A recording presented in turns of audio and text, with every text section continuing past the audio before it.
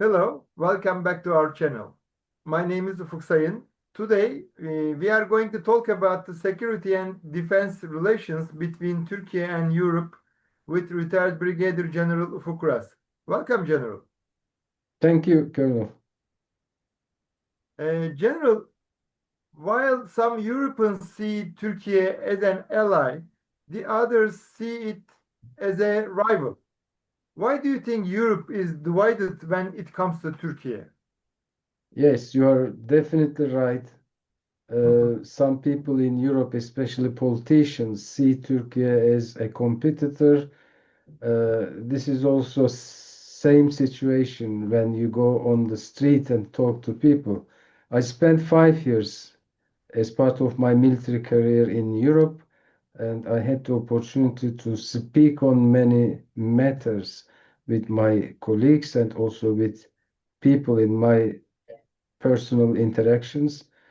When you define foreign policy, there are two important dimensions. One is the values, and the second one is the mutual interest.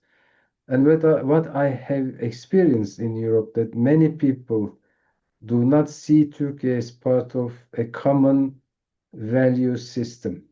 And even many people do not want to see Turkey or do not see Turkey as part of Europe. However, from a mutual interest perspective, many Europeans see Turkey as an ally. Turkey is a NATO member, and Turkey contributes to the security of Europe in many ways, sometimes directly, sometimes indirectly.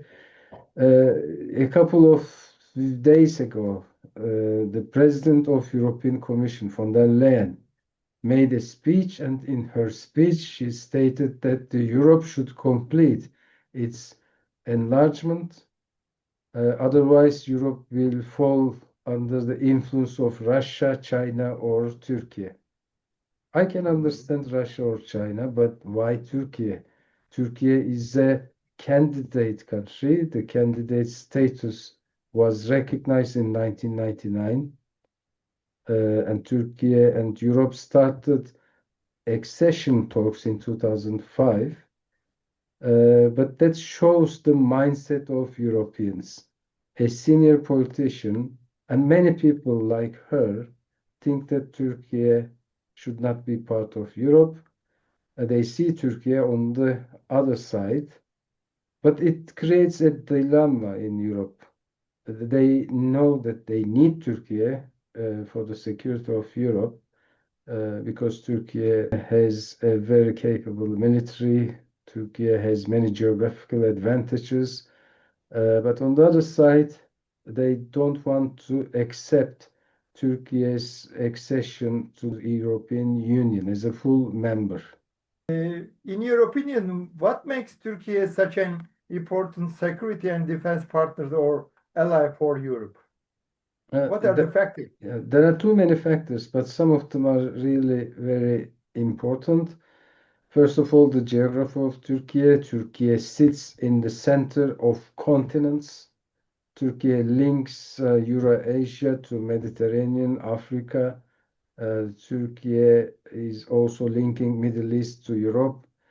Turkey controls energy supply routes with Istanbul and Çanakkale Straits. Turkey has control in the flow of trade between Black Sea and Mediterranean, especially with the war between Ukraine and Russia.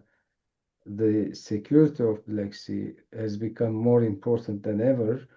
So Turkey sits in a very important geographical location, and it provides many advantages to Turkey and the countries which cooperate with Turkey. The second factor is the military strength of Turkey. Turkey traditionally has always had a strong military. Turkey is one of the most capable armed forces in the world with very diverse military capabilities.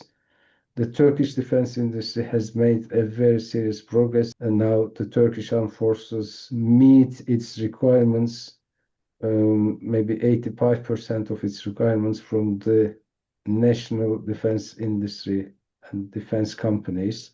Turkey maintained its conventional military, but at the same time made many transformations. However, the Europeans reduced the size of their militaries after the Cold War, and they are not able to recover it. They thought that the states will not fight a war. They thought that the wars will only be fought between non-state actors, and most of their armed forces were transformed into peacekeeping operation militaries. Yeah, yeah. Right. Now they try to increase the size of their militaries, and they failed to adapt to the changing environment. I mean, they reduced the size of their conventional forces, but they haven't manufactured and acquired new capabilities like new drones or anti-drone systems. One of the most important factors and one of the most important challenges that the European militaries are facing is the recruitment problem. Germany has issued a military strategy, and this is the first time that Germany shares a military strategy with public. One of the parts of this strategy is the expansion of German military. They aim to increase this manpower strength of German armed forces from 180 to 260,000. And they aim to also have 200,000 reserve. They introduced a voluntary military system to reach that numbers. They failed to introduce a compulsory military system, which they have abandoned maybe 15 or 20 years ago. And on this decision, there are Germans who leave Germany and go to Spain or Portugal with the opinion that Germany will fight a war with Russia, and Very those interesting. people will be recruited by German military. In Europe, I think the biggest problem is the recruitment problem. First of all, the median age is really high. It is 46 in Germany, in European Union 45. And there was a survey in Europe. The question asked was, will you fight for your country? This survey was carried out in NATO countries. The answer is at 88% yes in Turkey. Turkey is the first country that people want to go and fight for their country. This Here, I want ratio, to say some sentence in saying in Turkey. They say that in Turkey, every Turk born as a soldier, right? yes, you're right. Yes, that's still the same. I mean, that still works. This is 27% in Germany, 25% in Italy, 30% in Netherlands, and only 7 countries results are over 50%. So Europe really, Because of that, they want to use Turkey, I think. yes, they know that they need Turkey, but the problem is they want Turkey for their defense. However, they don't want to accept Turkey as a full member to the European Union. And Yeah. even further, they don't want to include Turkey in the decision-making systems of their security and defense structures. So the European policies towards Turkey are inconsistent. And some countries in Europe, like France, their policies are not friendly and also contradictory. France asked Turkey to join joint military force, which they are trying to create together with United Kingdom. But the same France now is trying to send military forces to the Southern Cyprus region against Turkey, which will be a destabilizing factor if they sign statement of force agreement with Southern Cyprus administration, and this is unlawful. So there are contradictory policies of France and some European countries. However, what I see, many European countries want to establish special relationships with Turkey on a bilateral basis. A couple of days ago, the Queen of Belgium visited Turkey with a 400 people delegation. Turkey and Belgium signed 60 protocols. Some of these protocols are about trade relations, and some of them are about defense cooperation or defense industry cooperation. So this is the situation, and Turkey is an important country for Europe, for the security of Europe, but it is Europe that has to make a decision whether to include as an equal partner in European security structures. We are speaking about European security structures because the NATO's future is now under discussion. General, on the other side, how important are Greece and Greek Cypriot administration of Southern Cyprus in shaping Europe's defense and security policies towards Turkey? I think it was a big mistake made by European Union to accept Southern Cyprus Greek administration as a full member.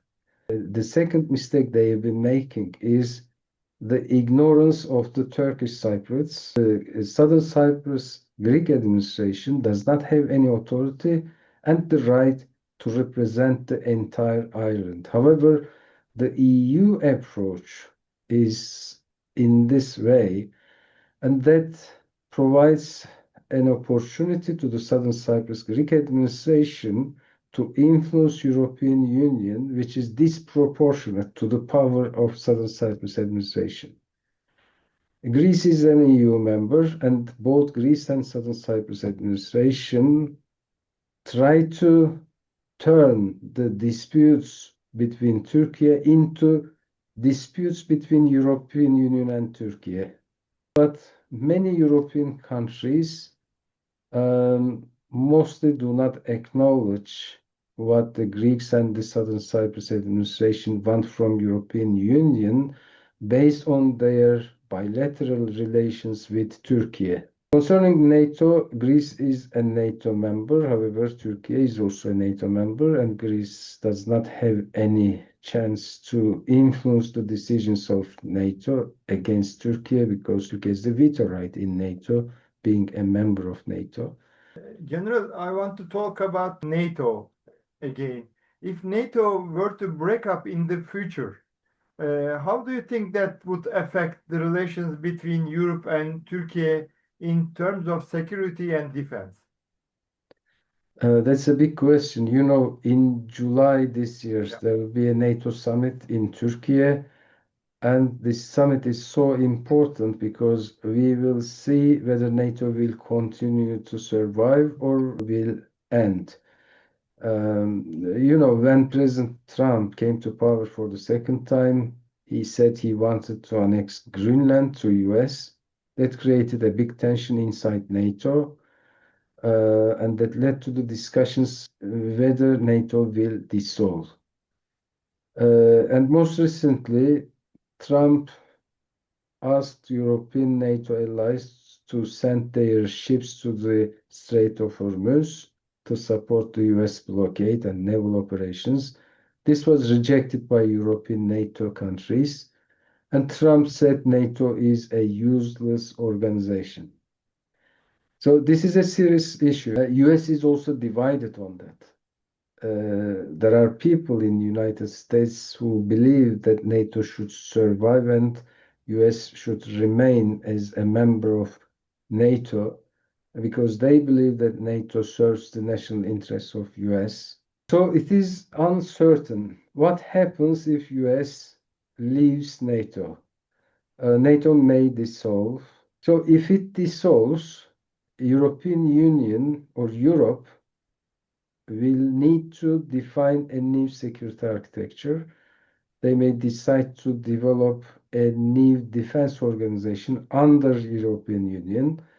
In that situation, non-EU countries like United Kingdom, Turkey, or Norway will be excluded or included in the new defense organization? This is a big question. If they are included, will they be able to be treated as equal partners in the decision-making system of EU security and defense initiative? There are already some defense establishment of European Union. It cannot be compared to the size and power of NATO. It is just a small organization which are capable of carrying out some crisis response operations and capable of contributing to the capacity development. And Turkey has been working with European security structures, being a NATO member, but Turkey is not included in the decision-making system of this structure. So this will bring many questions. Many European politicians say that without Turkey discussing an European security organization is impossible. They want to include Turkey, but if Turkey is excluded or if not included as Turkey wishes, Turkey will have different alternatives. Already Turkey is trying to develop new alliances, and the world is now in a transition. You know, the world order, which was established after the Second World War, is now ending, and a new system is emerging. But it is unclear what type of system will be developed. Alliances are disappearing, new alliances are forming. Turkey is a member of Turkic States Organization, and this organization has also a military dimension. Turkey aims to also develop a security organization in Middle East. Turkey has good relations with many countries, including Russia. In such a situation, there are too many uncertainties. Turkey may be excluded from the European security. However, in that case, Turkey has many alternatives for itself. When I worked in NATO, I was telling my NATO colleagues just to look at the map and imagine for a second that Turkey is not a NATO member, but is on the other side.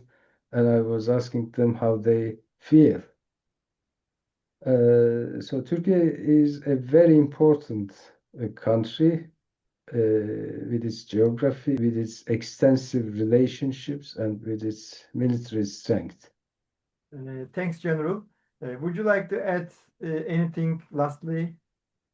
There will be a summit in July in Turkey, NATO summit, and this is going to be one of the most important historical summits of NATO. And the other thing, Trump visited China. We will see what will happen. Yes, we can make a program about this visit. Yes, sure. Okay. Thank you very much, General, for your very detailed explanations and interesting information. My pleasure. Thank you. Thank you very much for watching us. Hope to see you again on our next programs. Bye.